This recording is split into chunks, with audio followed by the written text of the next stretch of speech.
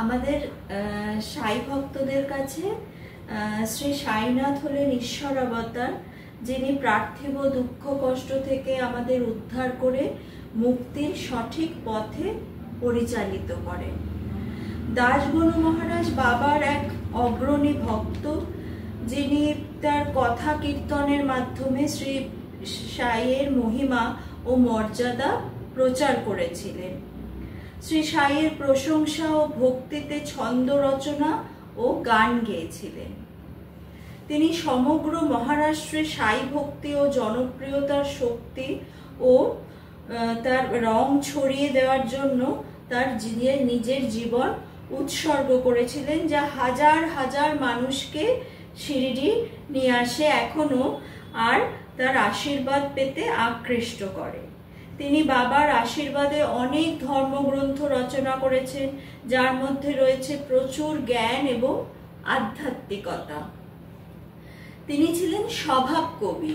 এবার শ্রী দাসগণু মহারাজের যিনি যা দেখতেন সেটা নিয়ে তিনি কবিতা রচনা করে ফেলতে পারতেন, এবং আমরা যারা সাই ভক্ত তারা সবাই জানি যে তিনি প্রথমে পুলিশে কাজ করতেন, এবং তিনি এই যে লাভনি, যেটি মহারাষ্ট্রের প্রসিদ্ধ একটি নাচের অংশ, সেখানে তিনি ওই লাভনির যে গানগুলি সেগুলি রচনা করতেন। এবং বাবা তার যে ক্ষমতায়, যেরকম বাবা চড়াই পাখিদের তার কাছে টেনে আনেন, সেরকম দাসগণুকেও তার কাছে নিয়ে এসেছিলেন, এবং তারপরে বাবার সান্নিধ্যে এসে তার কাছে শুধু বাবার ভক্তির রসই তার লেখনীতে ধরা পড়েছে।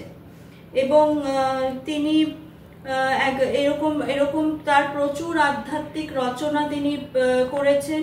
তিনি ছিলেন স্বভাব কবি, এবং অধ্যায় 4, যেটা সাই সচ্চরিত্রের অধ্যায় 4-এ আমরা দেখেছি যে দাসগণু একবার বাবার কাছে প্রয়াগ স্নানের জন্য অনুমতি নিতে গেছিলেন, এবং বাবা তাকে বলেন যে আমাদের সেখানে যাওয়ার কি দরকার, প্রয়াগে স্নান করার, আমাদের প্রয়াগ তো এখানেই আছে। এবং সেখানে যেই দাসগণু বাবার চরণে নতমস্তক হন, তিনি কি দেখলেন যে বাবার শ্রী চরণ থেকে গঙ্গা যমুনার ধারা প্রবাহিত হচ্ছেন। এবং তিনি তো স্বভাব কবি, তিনি নিজেকে আটকাতে পারলেন না, তিনি ভাববিহ্বল হয়ে পড়েন, এবং তার চোখ থেকে প্রেমাশ্রু বইতে থাকে, এবং তিনি প্রেম ও ভাবে বিভোর হয়ে যান, এবং তিনি বাবার স্রোতস্বিনী স্তব তিনি বলতে লাগলেন। এবং সেই যে স্তব, সেটি মারাঠিতে যে তিনি বলেছিলেন, সেটি আজকে একটু আপনাদের সঙ্গে শেয়ার করব, এবং সেটার যে মানে সেটা একটু আপনাদের সঙ্গে শেয়ার করে নেব। এবং সেটি একটি সেটি ধ্রুপদে 4 স্ট্যান্জা করে এইভাবে লেখা, এবং সেটি এমনভাবে, সেটি ধ্রুপদ তখনকার দিনে কোনো রাজা বা ভগবানের স্তুতি এইভাবে গাওয়া হতো। তা সেটি একটু আপনাদের সঙ্গে শেয়ার করে নেব, যেটা দাসগণু মহারাজ বাবার সঙ্গে সঙ্গে যে যখনই তিনি দেখলেন যে বাবার পা দিয়ে এরকম ভাবে বুড়ো আঙুল দিয়ে গঙ্গা আর যমুনার জল বইছে, সঙ্গে সঙ্গে তার মুখ থেকে এটি বেরিয়ে যায়। अगाध शक्ति अगठित लीला तब सद्गुरु राया, जर जीवाति भवितराया तू नौका सदया। बेनी माधव आपन होयुनि प्रयाग पद केली, गंगा यमुना दोय अंगुष्ठी प्रवाह दाखविली। कमलाद्भव कमलाबर शिवहर त्रिगुणात्मक मूर्ति, तुची हौनी साई समर्थ विचरस भूभरती। प्रहर दिसाला ब्रह्मा समति ज्ञान मुखी वदसी, तम गुण हला धरुनि रुद्र रूपी कदि कदि दाखविसी। कदि कदि श्री कृष्ण समसी बाल लीला करसी, भक्त मनासी सरस करोनी मराल तू बदसी। यवन मना बेतर ही बेसी गंधवर प्रेमा, हिंदू मनावे सदैव वससे मस्जिद सुख धामा। धनिक मनावे जरितु लाभे भिक्षाटन करसी। फकीर मनावे तरी कुबेरा दानी लाज बिसी। तबो किक कासा मस्जिद मनोतरी भानो ते खाया। धुनी तो स्यादा प्रज्वलित राहे उदिलो को धाया। सकाल पास विरि भक्त सावरे पूजन तब करती। मध्यान्याया दिन कर होते होत से आरती। चाहो पचुंद्या पार्षद गण सब भक्ति उबरती। चावड़ी चामेरा करी धारुनी पूजन आरती। सिंह कराये सुर सनैया दन दन ते घंटा। चौपदार ललकारी द्वारे दालुनिया पट्टा। आरती समय दिव्यासन तो कमला बर दिखसे। प्रदर्श काली वसुंधरा पुरी मदन दहन होसी। अशा लीला तातरी देवचा प्रत्यहितव त्याची। प्रतीच चावरी हे बाबा साई ऐसे असता उगीच मन मन भटकते है फिरती। आता विनंती चतुरावा स्थिर कर दे मति। अधमाधम मी महापात की शरण तुझे पाया। आलु निवारा दास गनोची त्रिताप गुरुराया। তো এইটা যে বাবার পায়ের জলটা দেখে যে তার হঠাৎ করে মানে সঙ্গে সঙ্গে তার মুখ থেকে এই যে স্তবটা বেরিয়ে এসছে যে অগাধ শক্তি অগঠিত লীলা তব সদ্গুরু রায়া।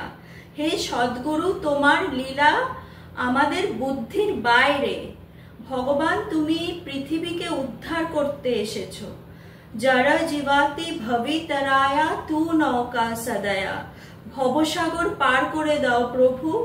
যে মানে যে যা ঘটতে পারে না তুমি তাই সব করে দাও। অগাধ শক্তি অগঠিত লীলা তব সদ্গুরু রায়া। যারা জীবাতি ভবতরায়া তু নৌকা সদয়া। বেনি মাধব আপনি হোয়ুনি প্রয়াগ পদকেলি। বেনি মাধব, এবার আমরা জানি ভগবান শ্রীকৃষ্ণকে বেনি মাধব বলে। এবার প্রয়াগের সামনে একজন বেনি মাধব বিষ্ণুর মন্দির আছে এবং বেনি, আমরা বেনি বাঁধি, আমরা মহিলারা মেয়েরা বেনি বাঁধি।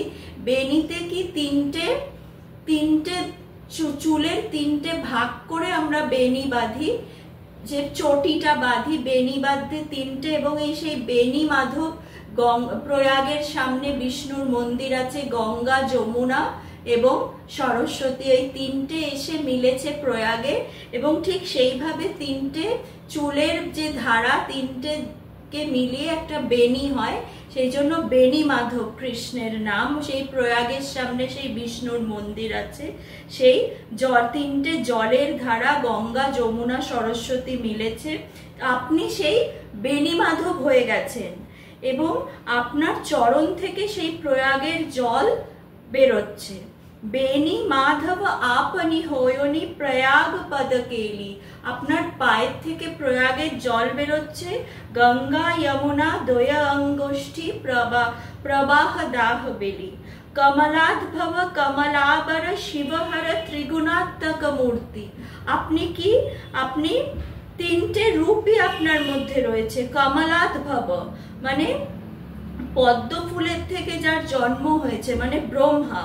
কমলাবর মানে কমলা মানে লক্ষ্মীর যে বর মানে বিষ্ণু, সেটাও আপনি। শিবহর মানে মহাদেব। ত্রিগুণাত্মক মূর্তি, ত্রিগুণের যে গুণ সেই সবের শক্তি আপনার মধ্যে আছে।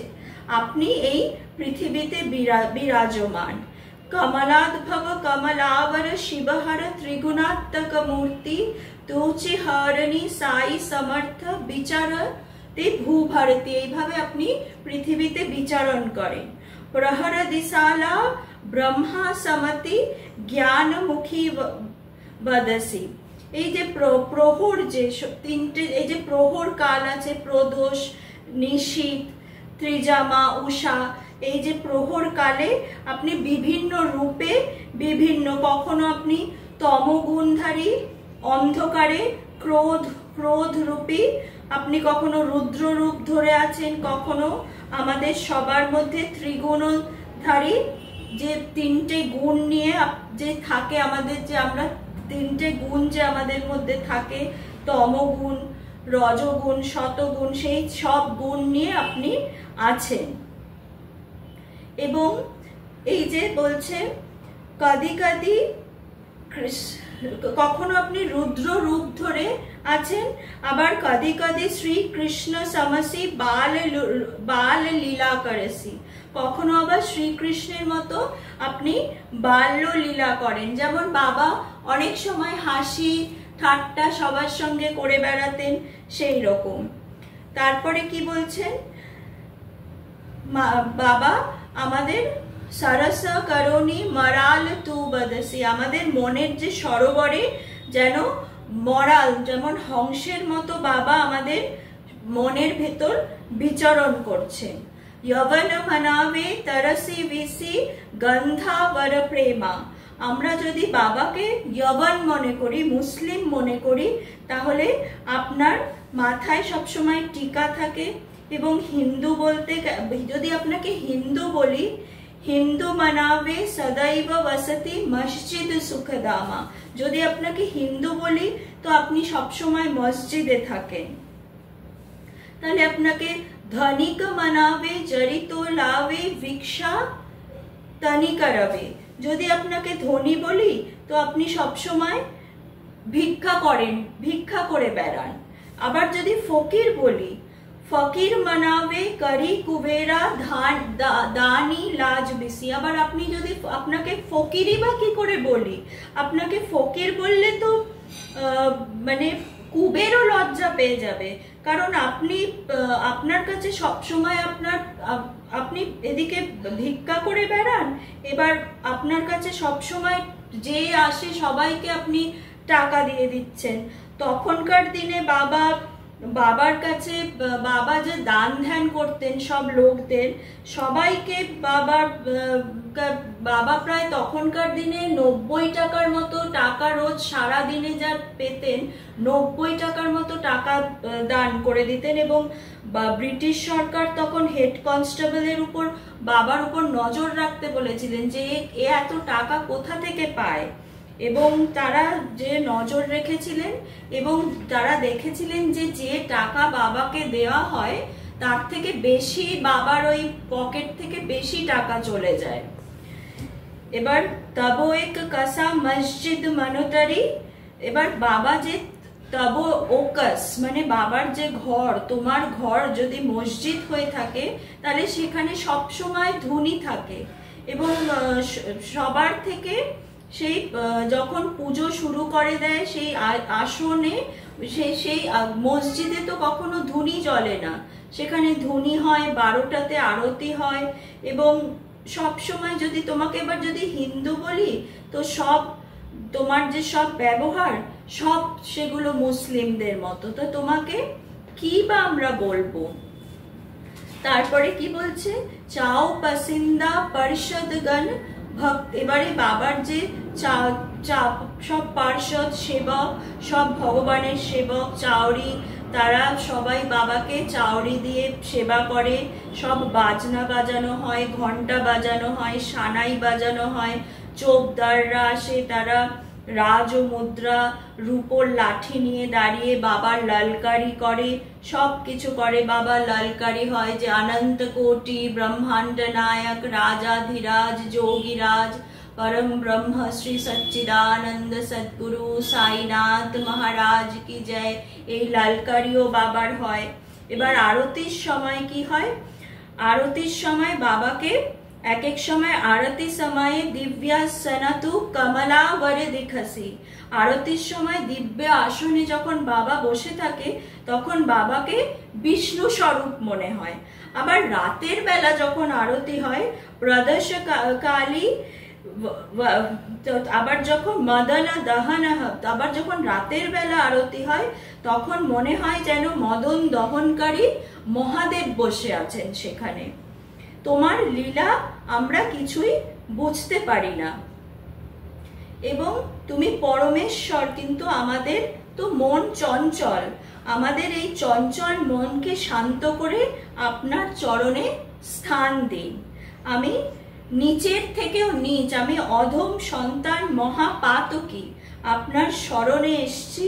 তাই এই ত্রিতাপ থেকে আমাদের মুক্তি দিন। এই ত্রিতাপ কি? আদি দৈবিক, আদি ভৌতিক, এই আধ্যাত্মিক এই যে ত্রিতাপ, এর থেকে আমাদের মুক্তি দিন। আপনার আশ্রয়ে এসেছি, আমাকে আশ্রয়ে নিয়ে নিন। এবং এটি আমাদের সব সাই ভক্তদেরই বাবার কাছে অনুরোধ যে আমাদের আপনার আশ্রয়ে, আপনার চরণে স্থান দিন।